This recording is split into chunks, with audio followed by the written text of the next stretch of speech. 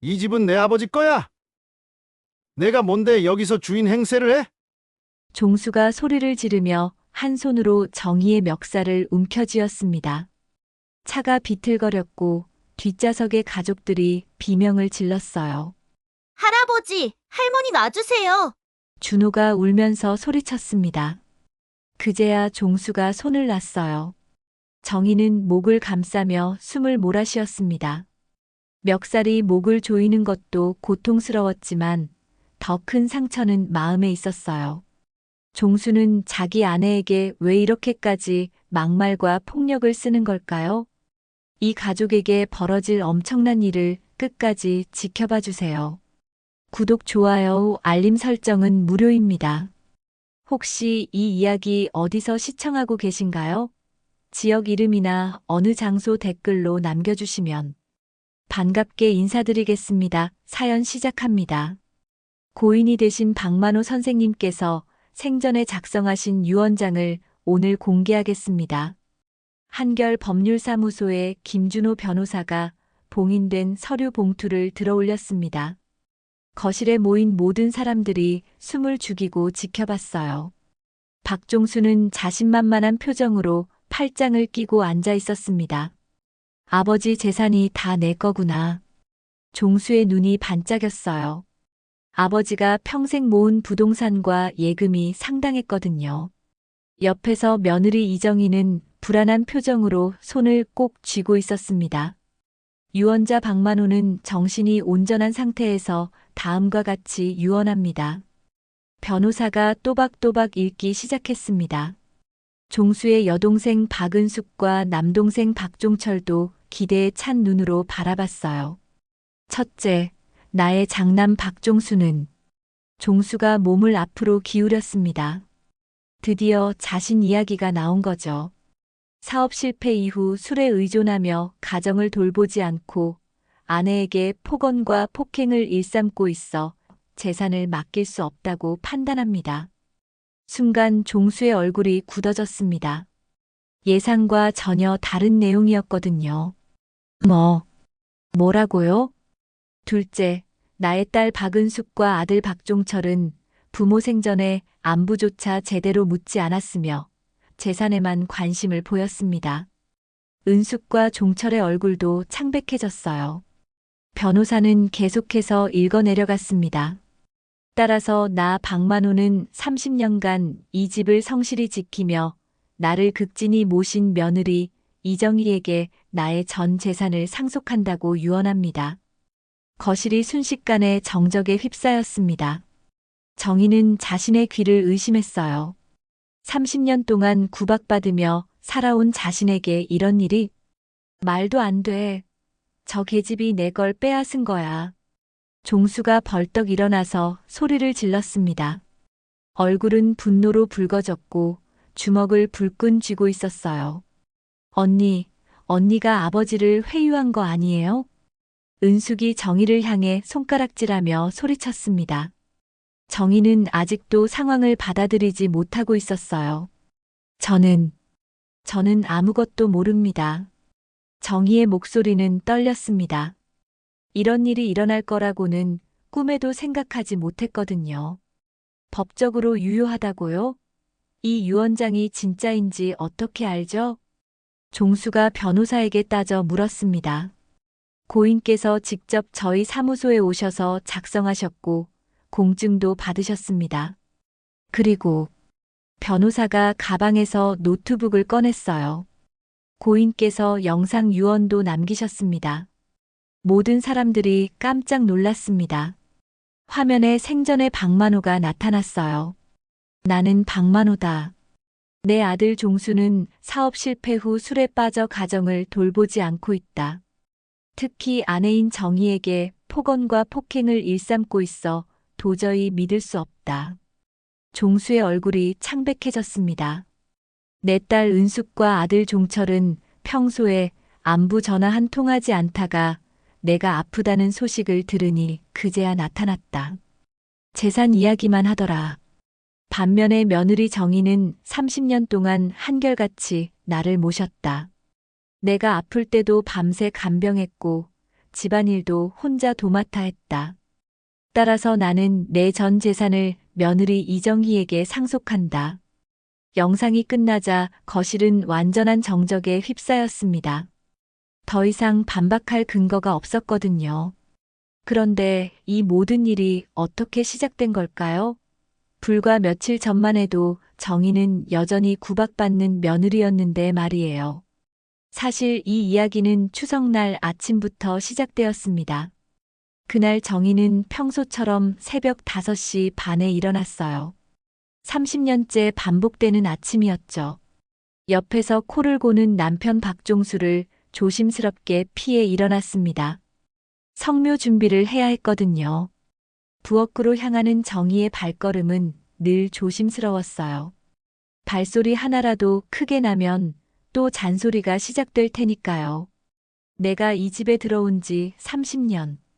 그래도 성실하게 살면 언젠가는 인정받겠지. 정희는 속으로 중얼거렸습니다. 하지만 현실은 그렇지 않았어요. 종수는 몇 년 전 작은 사업을 시작했다가 크게 망한 뒤로 매일 술만 마셨거든요. 또 뭘 꺼내는 거야? 돈이 저절로 생기는 줄 아나? 종수의 목소리가 침실에서 들려왔습니다. 정희는 가슴이 철렁했지만 대답하지 않았어요. 그때 아들 민철과 며느리 수연이 손자 준호를 데리고 내려왔습니다. 할아버지는 왜 할머니한테 자꾸 화내요? 준호의 순진한 질문에 종수의 얼굴이 붉어졌어요. 이 집안 분위기를 누가 이렇게 만든 줄 알아? 다 내 할머니 때문이야. 그렇게 또 하루가 시작되었습니다. 정희는 이런 일상이 언제까지 계속될지 모르겠다고 생각했어요. 하지만 포기할 수는 없었습니다. 이 집의 누군가는 가족을 지켜야 했으니까요. 그런데 바로 그날, 추석날에 모든 것이 바뀌기 시작했던 거였어요. 추석 당일 아침 정희는 평소보다 더 일찍 일어났습니다. 성묘 준비를 해야 했거든요. 제사상에 올릴 음식들을 미리 준비해두긴 했지만 당일에도 할 일이 많았어요. 어머니, 제가 도와드릴게요. 며느리 수연이 부엌으로 들어와 정희를 도왔습니다. 수연은 시어머니가 혼자 모든 걸 준비하는 모습을 보며 마음이 아팠어요. 하지만 감히 시아버지 종수 앞에서는 말하지 못했죠. 고마워, 수연아. 그런데 오늘 아버지 기분이 어때? 글쎄요. 어젯밤에도 늦게까지 술 드시더라고요. 아침에 일어나실지 걱정이에요. 정희는 한숨을 쉬었습니다. 추석날 성묘를 가는데 종수가 취한 상태라면 또 무슨 일이 벌어질지 모르거든요. 지난해 추석에도 종수는 술에 취해 성묘지에서 소란을 피운 적이 있었어요. 할머니, 할아버지 화났어요? 준호가 잠옷 차림으로 부엌에 들어왔습니다. 오늘은 추석 연휴라 학교는 쉬었지만 아침부터 집안 분위기가 무거웠거든요. 준호야, 오늘은 증조할아버지 성묘 가는 날이야. 민철이 아들에게 말했습니다. 하지만 준호는 고개를 저었어요. 싫어요. 할아버지가 또 할머니한테 소리 지를 텐데요. 아이의 말에 정희는 가슴이 아팠습니다. 손자까지 이런 상황을 인식하고 있다니요. 그때 종수가 침실에서 나왔어요. 얼굴은 퉁퉁 부어있고 눈은 충혈되어 있었습니다. 뭐 하고 있어, 다들? 성묘 가야 하는 거 아니야? 아버지, 아직 시간이 뭐가 남았어? 벌써 9시야. 종수는 벽시계를 보며 소리를 질렀습니다. 실제로는 8시도 안 된 시간이었지만 술이 덜 깬 종수의 눈에는 모든 게 늦어 보였나 봐요. 자, 모두 차에 타. 종수가 호령했습니다. 정희는 서둘러 성묘용 음식들을 싸기 시작했어요. 과일, 나물, 떡, 술까지 준비할 게 많았거든요. 뭘 그렇게 많이 가져가? 죽은 사람이 먹기라도 해? 종수가 정희의 준비물을 보며 트집을 잡았습니다. 정희는 아무 말 없이 계속 짐을 쌌어요. 시아버지를 위한 마음인데 뭐라고 설명할 필요가 있을까요? 차에 모두 탄 뒤 종수가 운전석에 앉았습니다. 민철이 걱정스럽게 말했어요. 아버지, 제가 운전할게요. 됐어, 내가 한다. 종수는 민철의 제안을 거절했습니다. 하지만 어젯밤 술이 덜 깬 상태였기 때문에 운전대를 잡은 손이 떨렸어요. 차가 출발하자마자 종수는 정희에게 소리를 지르기 시작했습니다. 야, 이정희. 내가 우리 아버지한테 뭐라고 했길래 자꾸 내 편만 들었어? 저는 아무 말씀도. 거짓말하지 마. 분명히 뭔가 했을 거야. 종수의 목소리가 점점 커졌습니다. 뒷좌석에 앉은 민철과 수연은 당황했고 준호는 무서워서 할머니 품에 안겼어요. 아버지, 운전에 집중하세요. 민철이 조심스럽게 말했지만 종수는 듣지 않았습니다. 집중이고 뭐고 이 집 꼴이 이 모양인데 우리 아버지가 살아계셨으면 이런 일은 없었을 거야. 그럼 저 때문이라는 거예요? 정희가 참다 못해 말했습니다. 30년 동안 참고 또 참았지만 손자 앞에서까지 이런 모욕을 당할 수는 없었어요. 당연히 너 때문이지. 내가 뭘 안다고 집안일에 끼어들어. 종수가 소리를 지르며 한 손으로 정희의 멱살을 움켜쥐었습니다. 차가 비틀거렸고 뒷좌석의 가족들이 비명을 질렀어요. 아버지, 위험해요. 엄마. 민철과 수연이 종수를 말렸지만 소용없었습니다. 종수는 정희의 멱살을 잡고 흔들면서 계속 소리를 질렀어요. 이 집은 내 아버지 거야. 내가 뭔데 여기서 주인 행세를 해? 정희는 숨이 막혔습니다. 멱살이 목을 조이는 것도 고통스러웠지만 더 큰 상처는 마음에 있었어요. 가족들 앞에서 이런 모욕을 당한다는 게 너무 참혹했거든요. 할아버지, 할머니 놔주세요. 준호가 울면서 소리쳤습니다. 그제야 종수가 손을 놨어요. 정희는 목을 감싸며 숨을 몰아쉬었습니다. 아버지, 정말 너무하세요.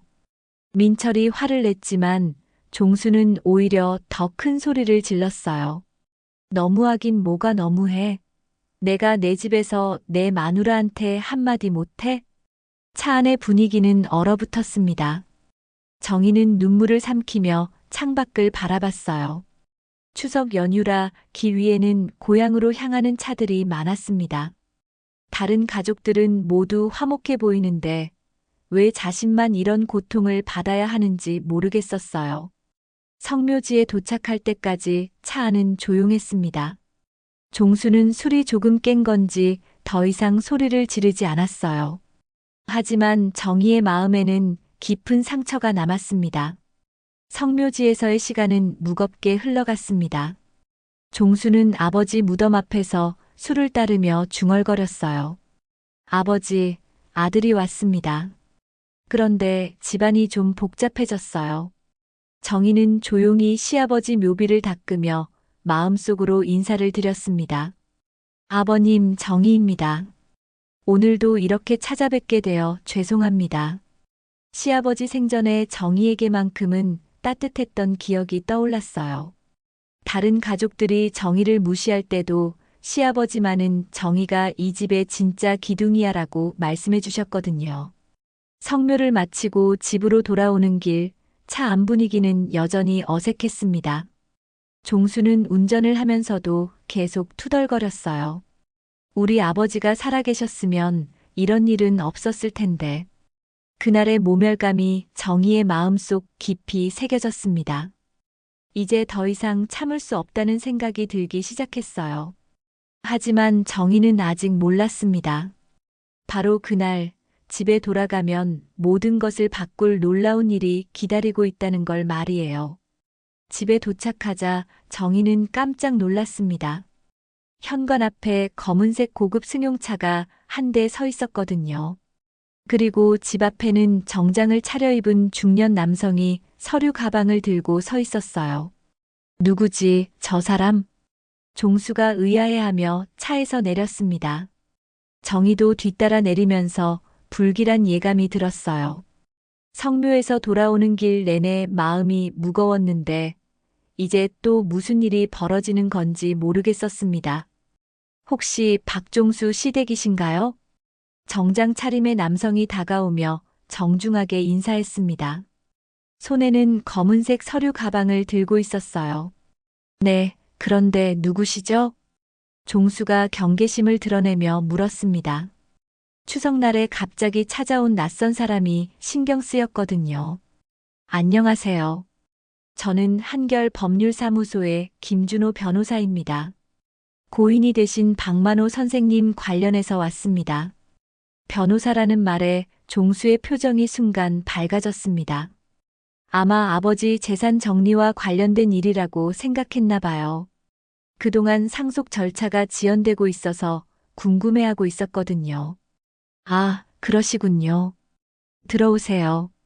그런데 추석날에 일하시네요. 중요한 일이라 미룰 수 없어서 말입니다. 종수는 변호사를 집 안으로 안내했습니다. 정희는 왠지 모르게 가슴이 두근거렸어요. 좋은 일일까요? 나쁜 일일까요? 변호사의 표정이 너무 진지해 보였거든요. 거실에 들어서자 변호사는 주변을 둘러봤습니다. 시아버지의 영정이 놓인 재단, 그리고 가족 사진들이 벽에 걸려 있었어요. 먼저 고인의 명복을 빕니다. 변호사가 박만호의 영정에 정중히 인사를 드렸습니다. 그리고 모든 가족들이 모이기를 기다렸어요.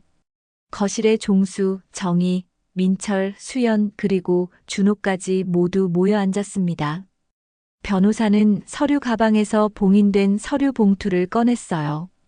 혹시 다른 가족분들은 안 계신가요? 박만호 선생님의 다른 자녀분들 말입니다. 아, 제 누이와 남동생이 있는데 연락해 볼까요?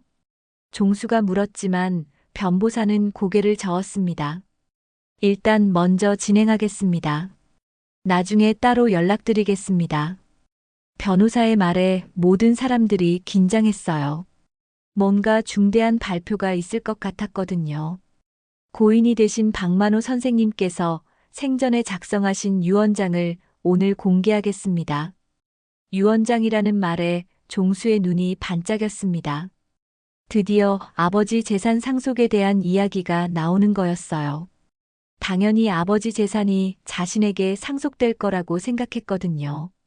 아버지가 평생 모은 부동산과 예금이 상당했으니까요. 유언장이요?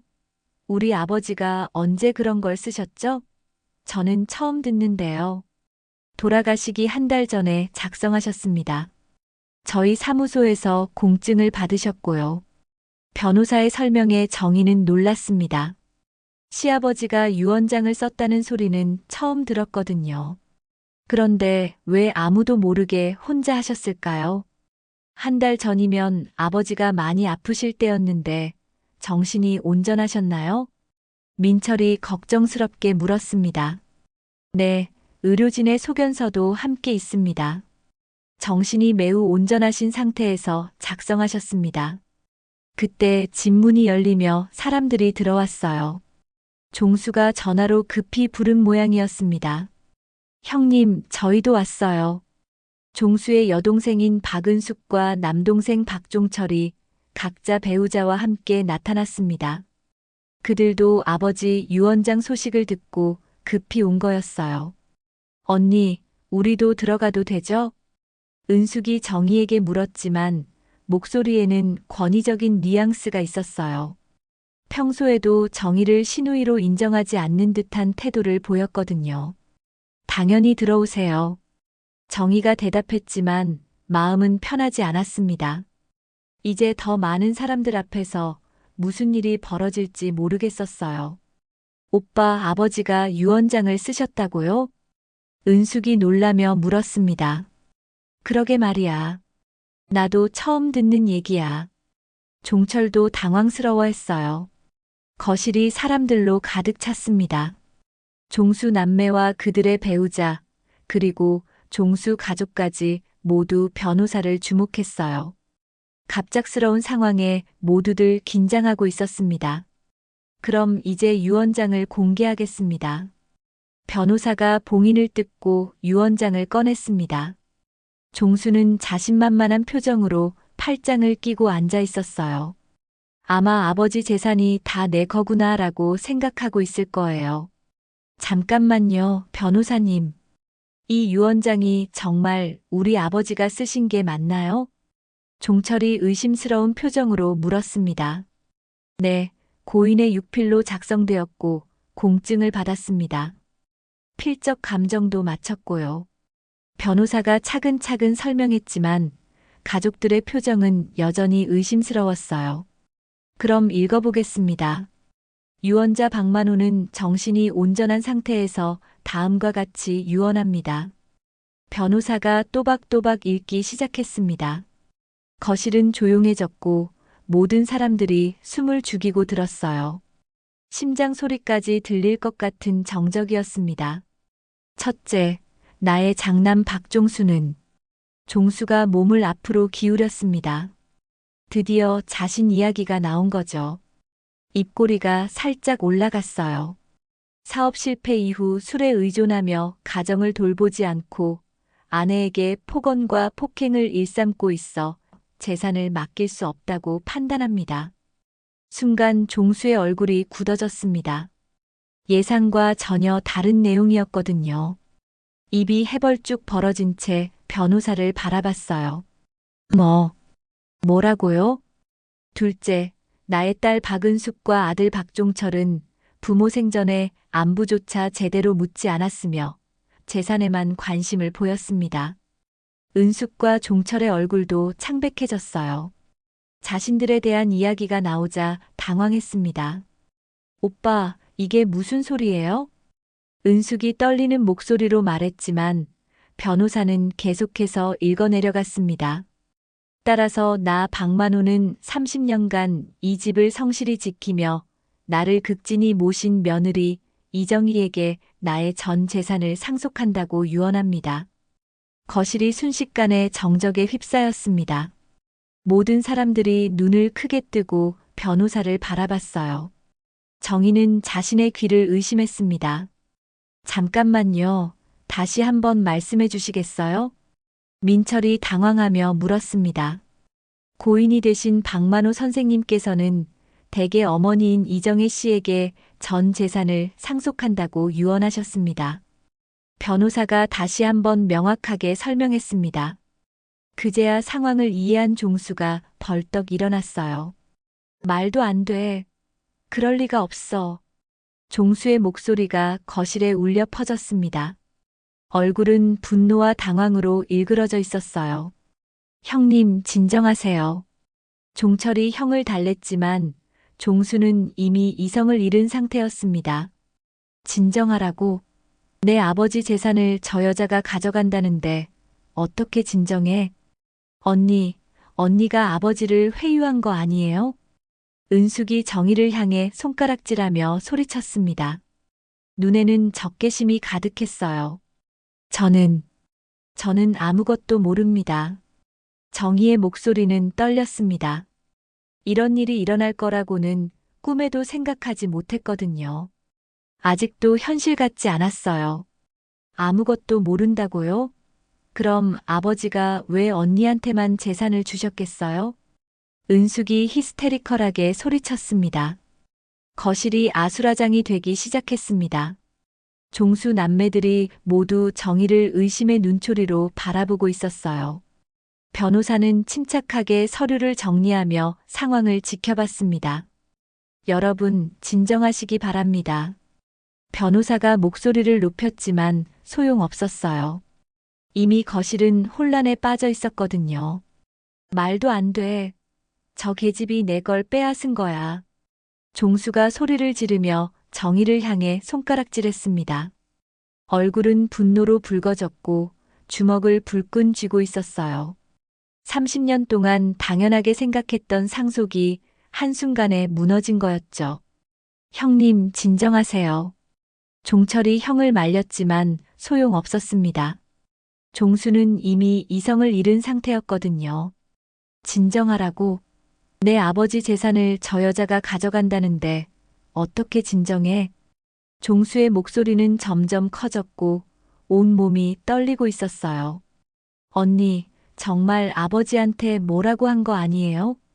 은숙이 정희에게 다가가며 따져 물었습니다. 눈에는 적개심이 가득했어요. 평생 기대해왔던 상속이 날아간 충격이 컸거든요.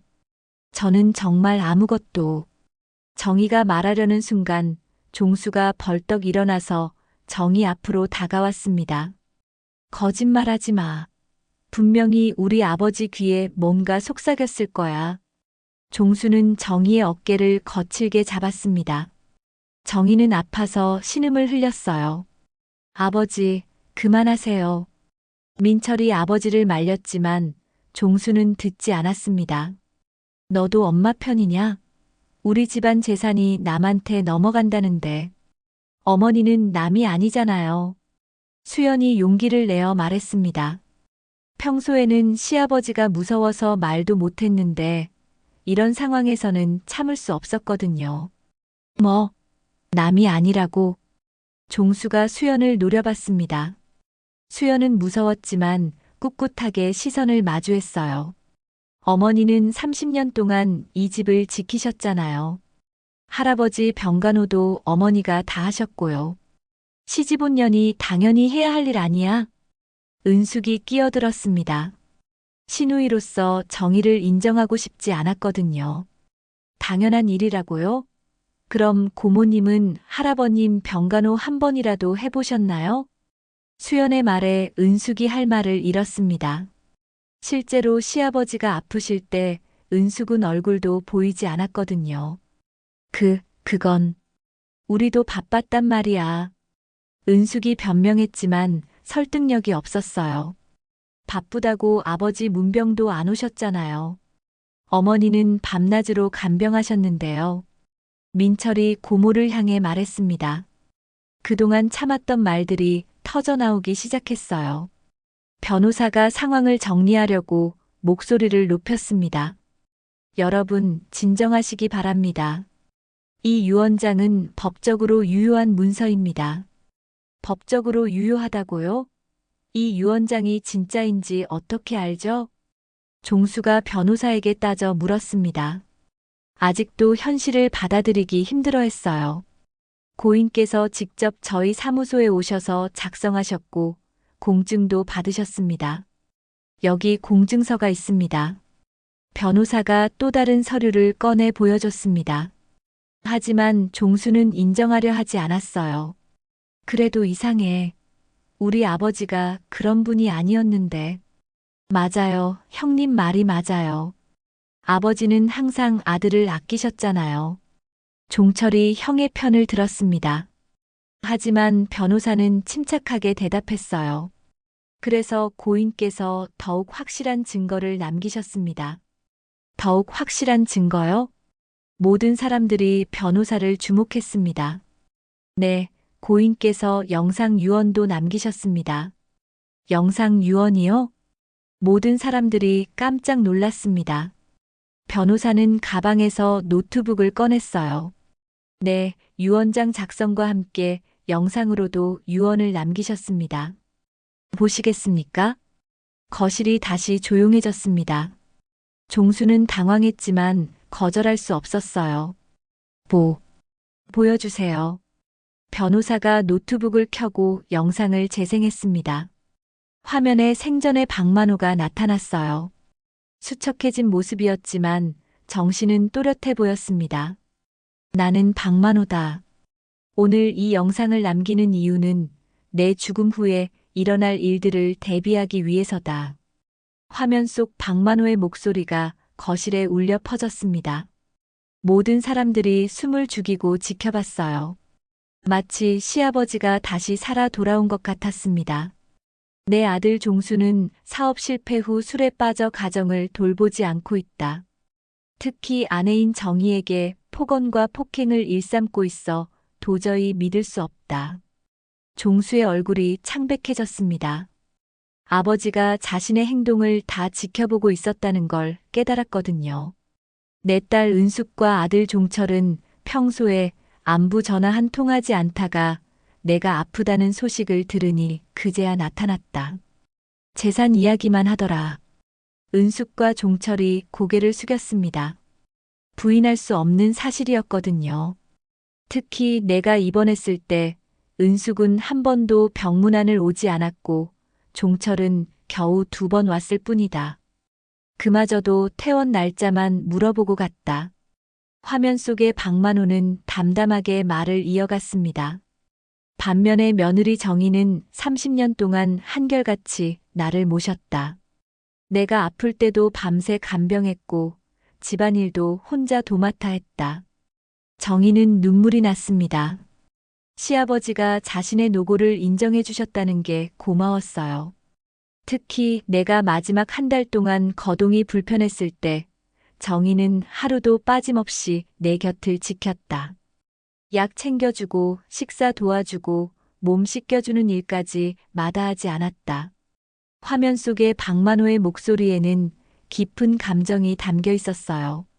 종수는 그런 아내를 고마워하기는커녕 오히려 구박만 했다. 내가 보기에도 참기 힘들 정도였다. 종수는 더 이상 고개를 들 수 없었습니다. 따라서 나는 내 전 재산을 며느리 이정희에게 상속한다. 이는 나의 확고한 의지이며 그 누구도 번복할 수 없다. 정희야, 그동안 고생 많았다. 이제는 당당하게 살아라. 영상이 끝나자 거실은 완전한 정적에 휩싸였습니다. 더 이상 반박할 근거가 없었거든요. 시아버지의 생생한 증언이 모든 것을 말해주고 있었어요. 이럴 수가. 종수가 주저앉으며 중얼거렸습니다. 자신이 아버지에게 얼마나 실망을 안겨드렸는지 깨달았어요. 오빠, 이제 어떻게 하죠? 은숙이 절망적인 표정으로 종철에게 물었습니다. 하지만 종철도 할 말이 없었어요. 법적으로 이의를 제기할 수 있습니까? 종수가 마지막 희망을 걸고 변호사에게 물었습니다. 물론 가능합니다. 하지만 이 유언장과 영상 증언은 법적으로 매우 강력한 효력을 가집니다. 승소 가능성은 거의 없다고 봅니다. 변호사의 말에 종수 가족들은 완전히 절망했습니다. 정희는 아직도 믿기지 않았어요. 자신이 정말로 시아버지 재산을 상속받게 된 건지 실감이 나지 않았거든요. 할머니 대박이에요. 준호가 갑자기 소리쳤습니다. 어른들의 복잡한 감정은 모르고 할머니가 좋은 일이 생겼다고 생각했나 봐요. 준호야, 조용히 해. 민철이 아들을 달랬지만 준호의 순수한 반응이 오히려 상황을 명확하게 보여줬어요. 내가 인정 안 해. 절대 인정 안 한다고. 종수가 다시 소리를 지르며 일어났습니다. 하지만 이미 모든 게 결정된 상황이었어요. 거실의 분위기는 여전히 혼란스러웠습니다. 하지만 법적으로는 더 이상 번복할 수 없는 상황이 되었어요. 내가 인정 안 해. 절대 인정 안 한다고. 종수는 완전히 이성을 잃은 채로 거실을 어슬렁거렸습니다. 영상까지 본 지금 더 이상 반박할 근거가 없다는 걸 알면서도 현실을 받아들일 수 없었어요. 평생 당연하게 생각했던 모든 것이 한순간에 무너진 거였죠. 형님, 이제 그만하세요. 아버지 뜻이 분명하잖아요. 종철이 형을 달랬지만 종수는 듣지 않았습니다. 오히려 더욱 격해졌어요. 뜻이고 뭐고 이 유언장은 조작된 거야. 분명히 그 계집이 뭔가 꾸민 거라고. 종수가 정희를 가리키며 소리쳤습니다. 정희는 겁에 질려 수연 뒤로 숨었어요. 30년 동안 이런 폭발적인 분노를 수없이 봐왔지만 오늘은 유독 무서웠거든요. 아버지, 정말 그만하세요. 할아버지 영상도 보셨잖아요. 민철이 아버지 앞을 막아섰습니다. 하지만 종수는 아들마저 밀쳐냈어요. 너마저 그 여자 편이냐? 내 친아들이. 편이 아니라 사실을 말하는 거예요. 민철의 목소리가 높아졌습니다. 평소에는 아버지를 무서워했지만 이제는 더 이상 참을 수 없었거든요. 사실? 뭐가 사실이야? 내 아버지가 정신이 온전했다고? 분명히 누군가가 꼬드긴 거야. 종수는 여전히 현실을 부정하고 있었어요.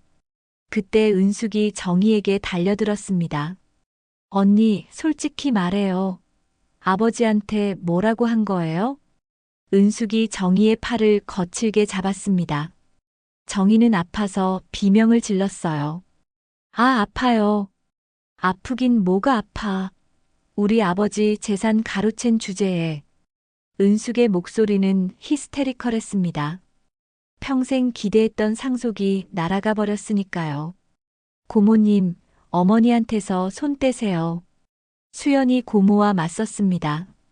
평소에는 조용했지만 시어머니가 괴롭힘 당하는 걸 보고만 있을 수는 없었어요. 이 집에 시집 온 지 겨우 몇 년 된 주제에 나한테 무슨 소리야? 은숙이 수연에게 달려들려고 했을 때 변호사가 큰 소리로 말했습니다. 여러분, 제발 진정하시기 바랍니다. 이런 식으로는 해결될 일이 없습니다. 변호사의 목소리에 잠시 정적이 흘렀습니다. 하지만 종수는 여전히 화가 나 있었어요. 해결이고 뭐고, 이 유언장은 무효야. 법정에서 다시 다툴 거라고. 그러시겠다면 말리지 않겠습니다. 하지만 제가 말씀드렸듯이 승소 가능성은 거의 없습니다. 변호사가 냉정하게 말했습니다. 승소 가능성이 없다고요? 왜죠? 종철이 마지막 희망을 품고 물었습니다. 첫째, 유언장은 공증을 받았고, 둘째, 영상 유언까지 있습니다. 셋째, 고인께서 정신이 온전한 상태에서 작성하셨다는 의료 기록도 있습니다. 변호사의 설명에 종수 남매들의 얼굴이 어두워졌습니다. 의료 기록도 있다고요? 은숙이 놀라며 물었습니다. 네, 유언 작성 당일 정신과 전문의의 진단을 받으셨습니다. 치매나 인지 장애가 전혀 없다는 소견서가 있어요. 그래도 뭔가 방법이 있을 거 아니에요. 은숙이 절망적으로 소리쳤습니다.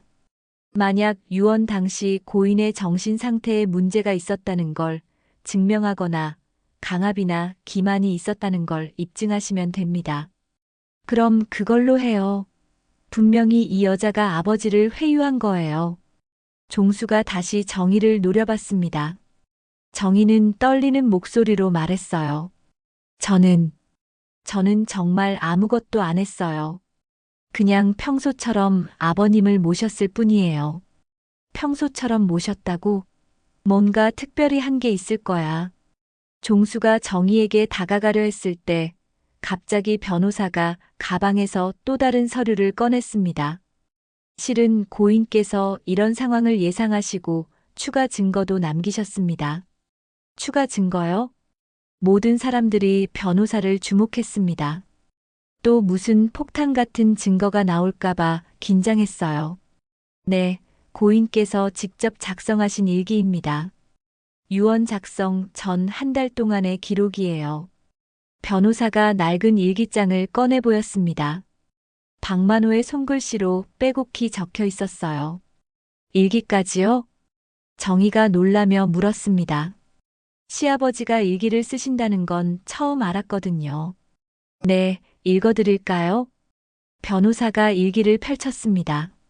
모든 사람들이 숨을 죽이고 기다렸어요. 유언 작성 보름 전 기록입니다. 오늘 종수가 또 술에 취해 정희에게 소리를 질렀다. 정희는 울면서도 묵묵히 참고 있었다. 마음이 아프다. 종수의 얼굴이 굳어졌습니다. 열흘 전 기록입니다. 오늘도 정희가 내 약을 챙겨주고 죽을 끓여줬다. 종수는 또 술 마시고 늦게 들어와서 정희에게 소리를 질렀다. 이런 식으로는 안 되겠다. 일주일 전 기록입니다. 은숙이와 종철이가 왔다. 하지만 내 안부보다는 재산 이야기만 했다. 정희만이 진심으로 나를 걱정해준다. 은숙과 종철이 고개를 숙였습니다. 5일 전 기록입니다. 정희가 밤새 내 간병을 했다. 열이 나서 계속 끙끙거렸는데 정희는 1시간마다 체온을 재고 물수건으로 열을 식혀줬다. 고마운 마음뿐이다. 변호사의 목소리가 거실에 울려 퍼졌습니다. 3일 전 기록입니다. 종수가 또 정희를 때렸다. 정희가 우는 소리를 들었다. 더 이상 볼 수 없다. 유언 작성 하루 전 기록입니다. 내 재산은 정희에게 맡기는 게 맞다. 그녀만이 이 집을 제대로 지킬 수 있을 것이다. 종수와 은숙, 종철은 믿을 수 없다. 정희는 눈물을 흘렸습니다. 시아버지가 모든 걸 지켜보고 계셨다는 게 고마우면서도 미안했어요. 그리고 마지막 기록입니다. 오늘 유언장을 작성했다. 정희야, 그동안 고생 많았다. 이제는 당당하게 살아라. 일기 내용이 끝나자 거실은 완전한 침묵에 휩싸였습니다. 이런. 종수가 주저앉았습니다. 더 이상 반박할 근거가 완전히 사라진 거였어요. 그리고 고인께서는 병원 기록도 남기셨습니다. 유언 작성 당일 정신과 검사를 받으셨고 치매나 인지 장애가 전혀 없다는 진단을 받으셨어요. 변호사가 의료 기록까지 보여줬습니다. 이제 정말로 완벽한 증거가 갖춰진 거였어요. 심지어 담당 의사의 소견서도 있습니다. 환자는 매우 명료한 의식 상태를 유지하고 있으며 판단력과 기억력에 전혀 문제가 없음이라고 기록되어 있어요. 거실이 완전한 침묵에 휩싸였습니다. 종수는 바닥에 주저앉아 머리를 감싸고 있었고 은숙과 종철은 멍하니 앉아 있었어요. 할머니, 정말 대단해요. 준호가 정희에게 달려가서 안겼습니다. 아이의 순수한 반응이 무거운 분위기를 조금 누그러뜨렸어요. 그럼 이제 상속 절차를 진행하시면 됩니다. 변호사가 정희에게 말했습니다. 정희는 아직도 믿기지 않았어요. 정말 제가 받는 게 맞나요? 네, 고인의 확실한 의지입니다. 변호사의 확답에 정희는 복잡한 감정에 휩싸였습니다. 기쁘면서도 한편으로는 걱정이 되었어요. 앞으로 어떤 일들이 벌어질지 모르겠었거든요. 변호사가 떠난 후 거실은 여전히 무거운 침묵에 휩싸였습니다. 정희는 소파에 앉아 아직도 현실을 받아들이지 못하고 있었어요. 30년간 구박받으며 살아왔는데 하루아침에 이런 일이 벌어지다니 꿈만 같았거든요. 평생 눌려 살았지만 이제야 아버님이 날 인정해 주셨구나. 정희는 마음속으로 중얼거렸습니다. 시아버지의 유언장과 일기, 그리고 영상까지 모든 것이 자신을 향한 진심이었다는 걸 깨달았어요. 이 재산은 단순한 돈이 아니라 내 삶의 증거야. 그때 민철이 어머니 옆에 조심스럽게 앉았습니다. 엄마, 괜찮으세요? 응, 괜찮다. 그런데 민철아, 이게 정말 맞는 일일까? 정희는 아들에게 조심스럽게 물었습니다. 아직도 확신이 서지 않았거든요. 갑작스러운 변화가 두렵기도 했어요. 당연히 맞는 일이에요.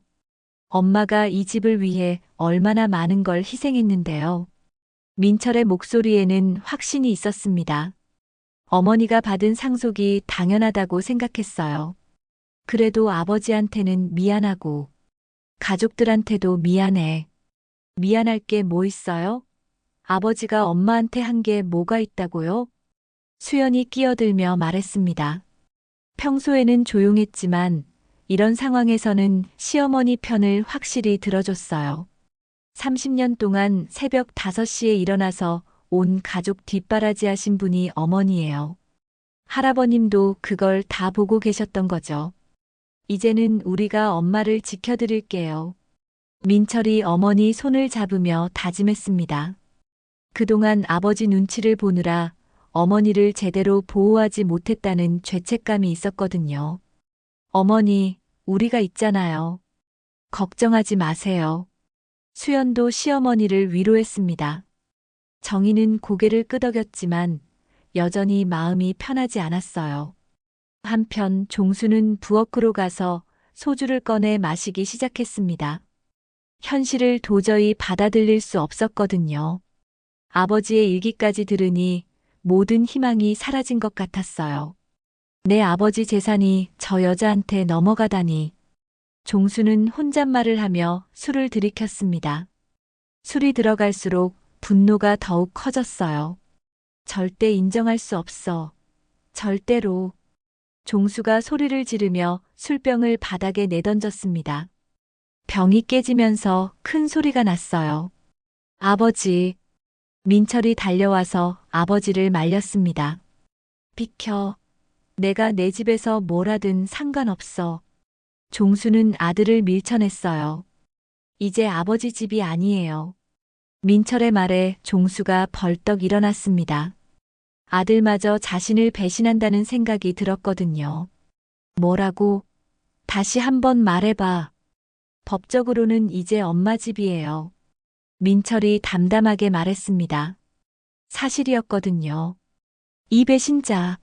내 친아들이 저 여자 편을 들다니.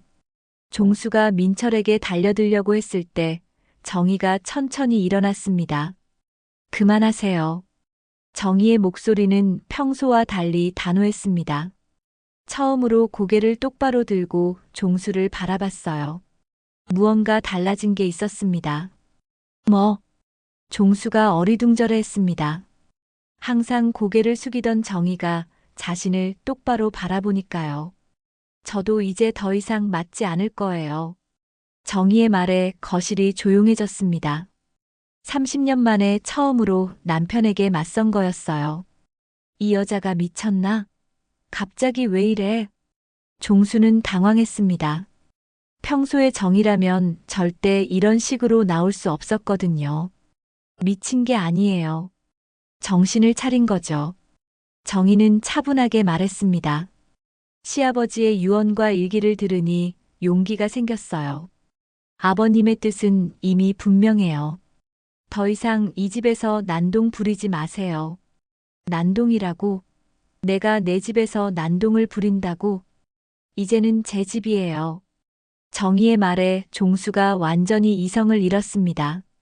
하지만 정희는 더 이상 무서워하지 않았어요.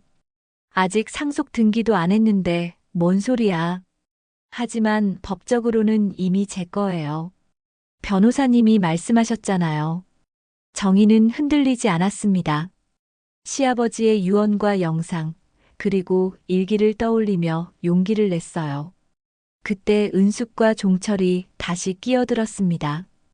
아직도 상황을 받아들이기 힘들어했거든요. 언니, 그래도 너무 나가는 거 아니에요? 은숙이 정희를 비난했습니다. 하지만 예전처럼 기세등등하지는 못했어요.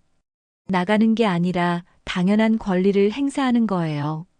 수연이 시어머니를 도왔습니다. 권리라고? 시집 온 여자가 무슨 권리야? 은숙이 여전히 인정하려 하지 않았어요. 아버님이 주신 권리요. 정희가 신우이를 똑바로 바라보며 말했습니다.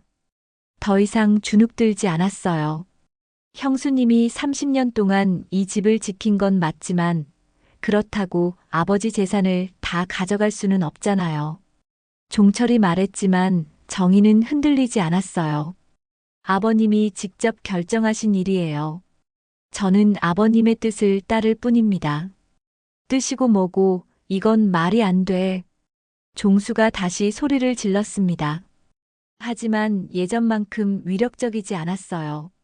말이 안 된다고 해서 바뀌는 건 없어요. 정희는 더 이상 위축되지 않았습니다. 오히려 당당해 보였어요. 그럼 정말로 소송할 거야. 끝까지 싸울 거라고. 종수가 정희를 가리키며 소리쳤습니다. 하고 싶으시면 하세요.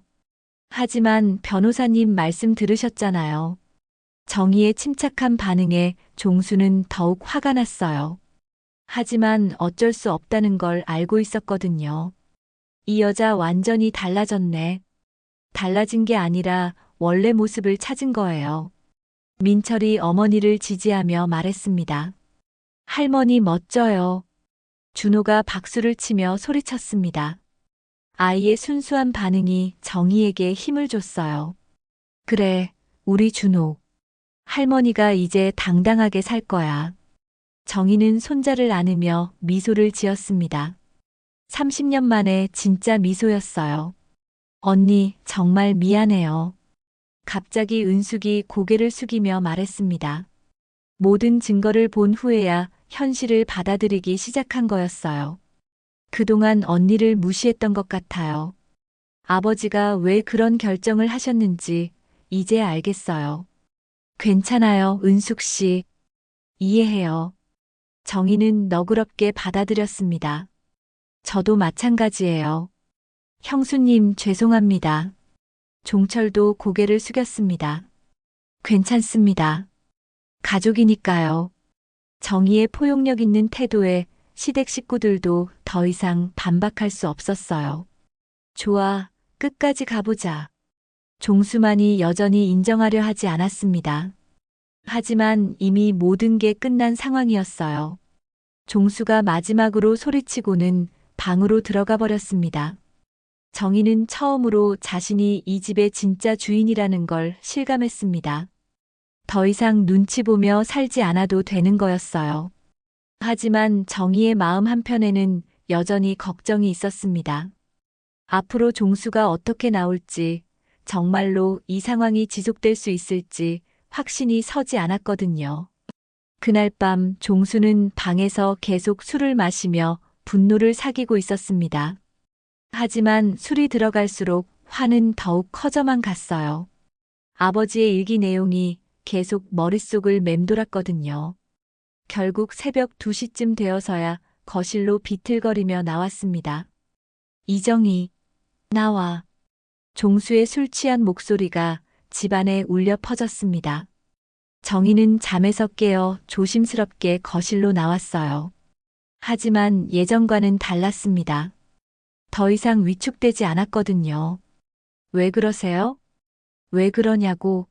내 아버지 재산을 내가 가져간다는데 가만히 있을 줄 알았어? 종수는 비틀거리며 정희에게 다가왔습니다. 얼굴은 술로 인해 붉어져 있었고 눈은 충혈되어 있었어요. 그건 아버님이 결정하신 일이에요. 정희는 더 이상 물러서지 않았습니다. 낮에 용기를 낸 이후로 마음가짐이 완전히 달라졌거든요. 아버지가 결정했다고? 내가 아버지를 꼬드긴 거 아니야? 꼬드긴 게 아니라 성실하게 모신 거예요. 정희의 당당한 대답에 종수는 더욱 화가 났어요. 성실하게 모셨다고? 그럼 나는 뭐야? 나는 아들인데. 아들이면서 아버님께 뭘 해드렸나요? 정희가 반박했습니다. 30년 동안 참았던 말들이 쏟아져 나오기 시작했어요. 뭘 해드렸냐고? 내가 이 집 아들이야. 아들이라는 이유만으로 재산을 받을 수 있는 건 아니죠. 정희의 말에 종수가 주먹을 불끈 쥐었습니다. 이 여자 정말로 미쳤구나.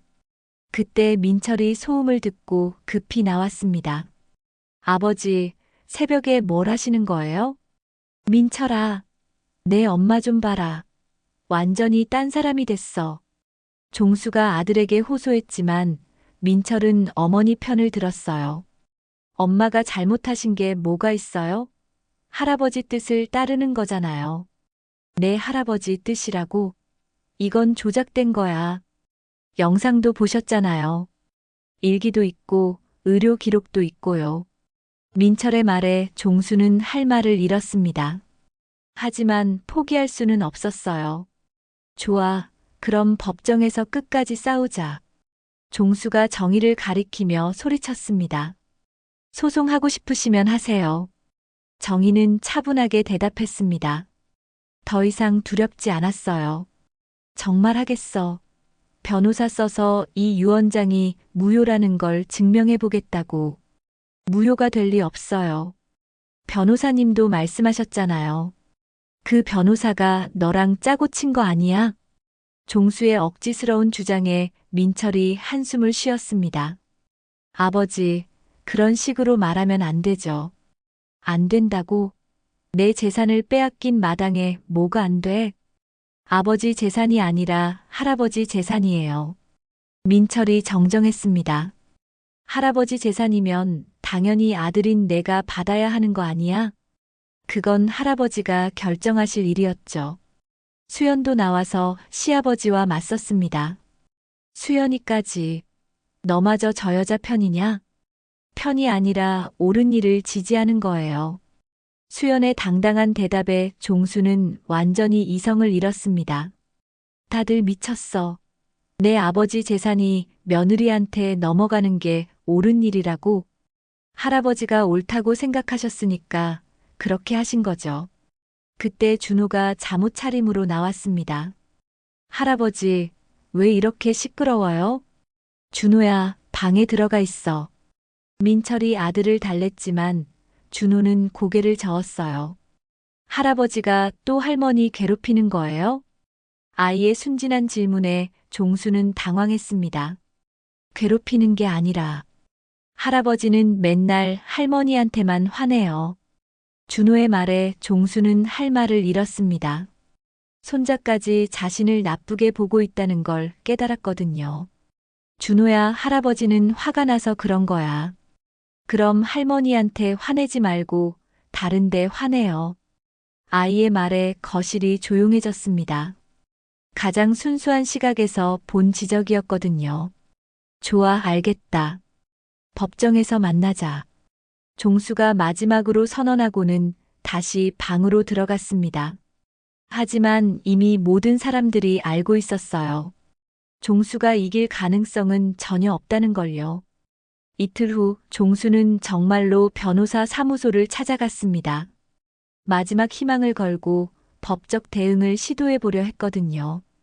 유언장 무효 소송을 하고 싶습니다. 무효 사유가 있으신가요? 변호사가 물었습니다. 제 아버지가 며느리에게 강압을 당한 것 같습니다. 구체적인 증거가 있으신가요? 증거요? 그게... 종수는 말문이 막혔습니다. 증거가 전혀 없었거든요. 영상 유언도 있고 일기도 있고 의료 기록도 있다고 하시던데요. 그렇긴 하지만 뭔가 이상하잖아요. 어떤 부분이 이상하신지요? 변호사가 차근차근 물었지만 종수는 명확한 답을 하지 못했어요. 그럼 고인의 정신 상태에 문제가 있었다는 걸 입증할 수 있으신가요? 정신 상태요? 네, 치매나 인지 장애 또는 판단력 저하를 증명할 의료 기록이나 증인이 있으신지요? 그런 건 없지만 그렇다면 승소 가능성이 매우 낮습니다. 오히려 정반대의 의료 기록이 있지 않나요? 변호사의 냉정한 판단에 종수는 절망했습니다. 그럼 방법이 없다는 말입니까? 현실적으로는 그렇습니다. 소송을 진행하셔도 승산이 없을 뿐더러 소송 비용만 날릴 가능성이 높아요. 소송 비용이 얼마나 되나요? 최소 몇백만 원에서 몇천만 원까지 들 수 있습니다. 결국 종수는 소송마저 포기할 수밖에 없었습니다. 이길 가능성도 없고 비용만 낭비할 게 뻔했거든요. 집으로 돌아온 종수는 완전히 무너져 있었습니다. 술만 마시며 하루 종일 방에 틀어박혀 있었어요. 현실을 받아들일 수밖에 없다는 걸 깨달았지만 인정하고 싶지는 않았거든요. 며칠 후 은숙과 종철이 다시 집을 찾았습니다. 이번에는 싸우러 온 게 아니었어요. 언니, 저희가 너무 흥분했던 것 같아요. 은숙이 정희에게 조심스럽게 말했습니다. 아니에요, 이해해요. 갑작스러운 일이었으니까요. 정희는 너그럽게 받아들였습니다. 아버지 일기를 들어보니 정말 언니가 고생 많이 하셨구나 싶어요. 저희도 마찬가지예요. 형수님 미안했습니다. 종철도 진심으로 사과했습니다. 괜찮습니다. 가족이니까요. 정의의 포용력 있는 태도에 시댁 식구들도 마음을 열었어요. 이제는 저희가 언니를 도와드릴게요. 은숙의 말에 정희는 미소를 지었습니다. 고마워요. 우리 모두 가족이니까요. 종수만이 여전히 술에 취해 현실을 도피하고 있었습니다. 하지만 이제 아무도 그의 편을 들어주지 않았어요. 모든 사람들이 정의의 편이 되어 있었거든요. 정의는 드디어 진짜 각성을 했습니다. 더 이상 누구 눈치도 보지 않고 당당하게 살 수 있게 된 거였어요. 시아버지의 유언은 단순한 재산 상속이 아니라 정의에게 새로운 인생을 선물해 준 것이었습니다. 일주일 후 정의는 변호사 사무소에서 상속 절차를 마무리하고 있었습니다.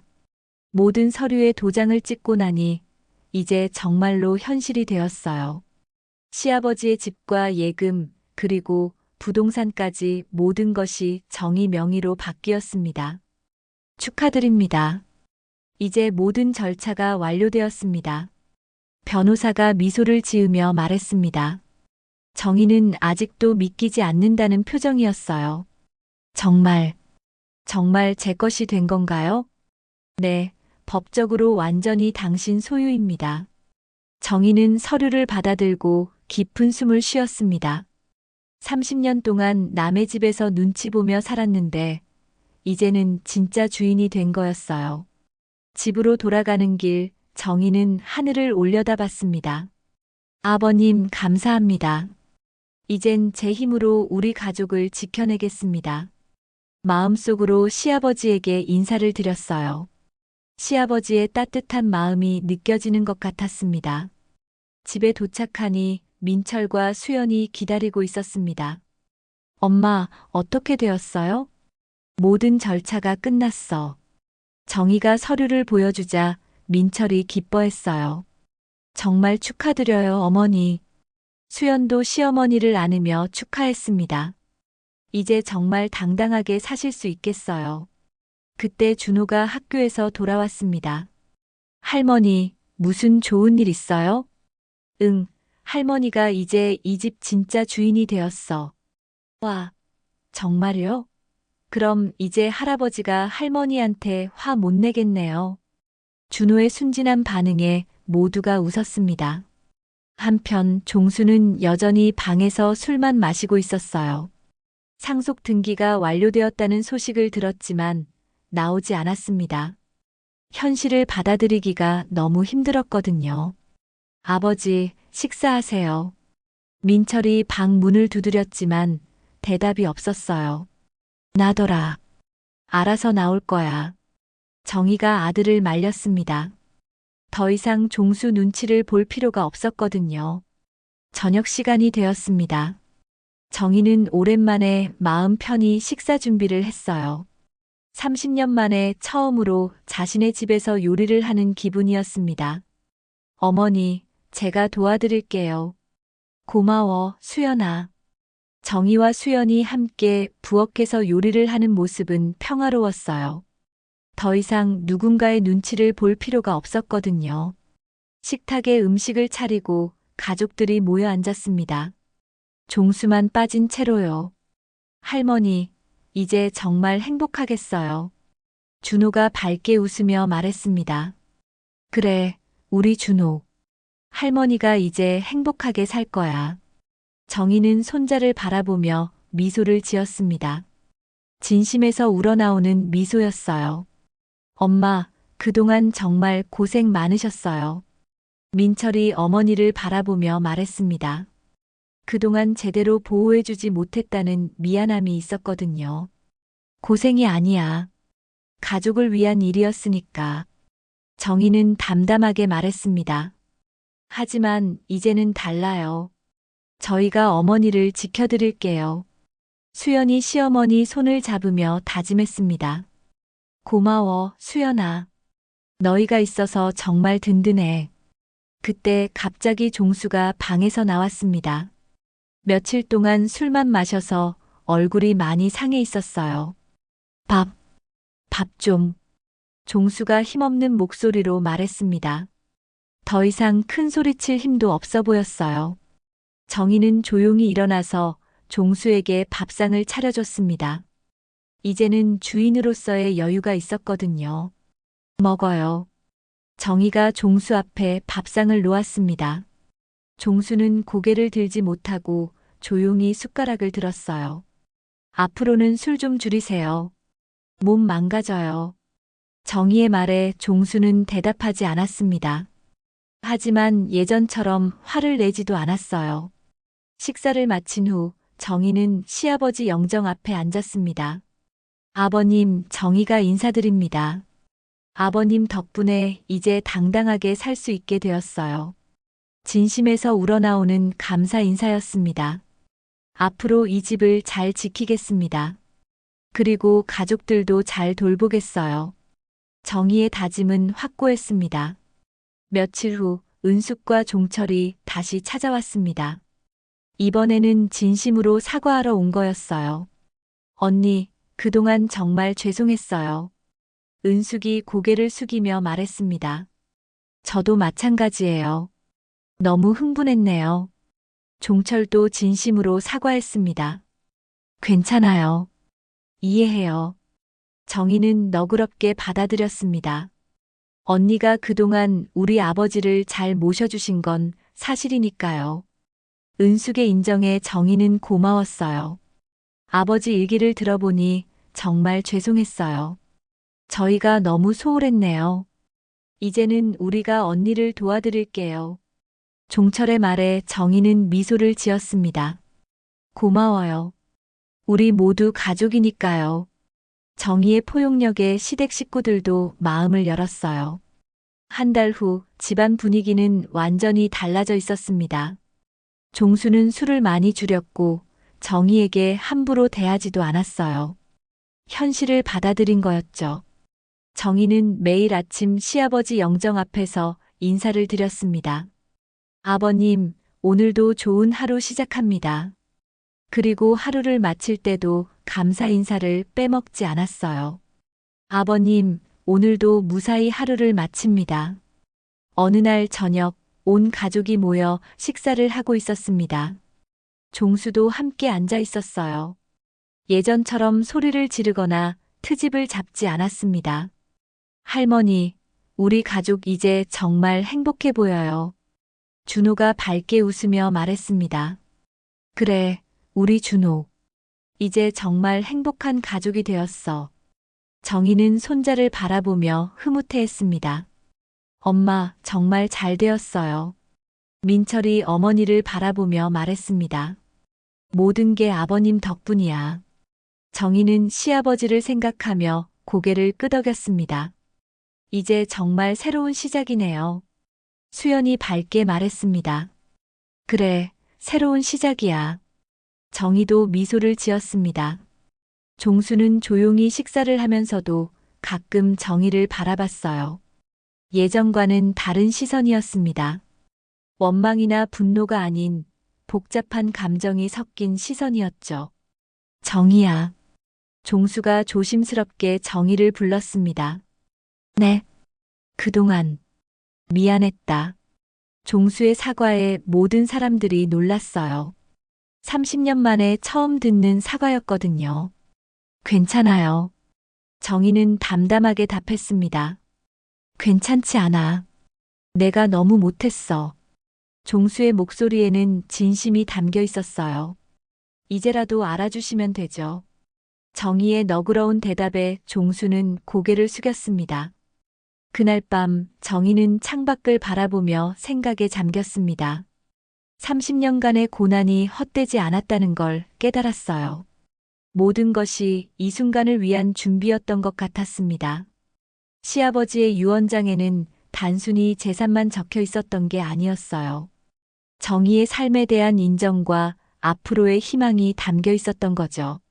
억눌렸던 과거를 뒤로하고 정희는 이제 집안의 진짜 기둥으로 우뚝 섰습니다.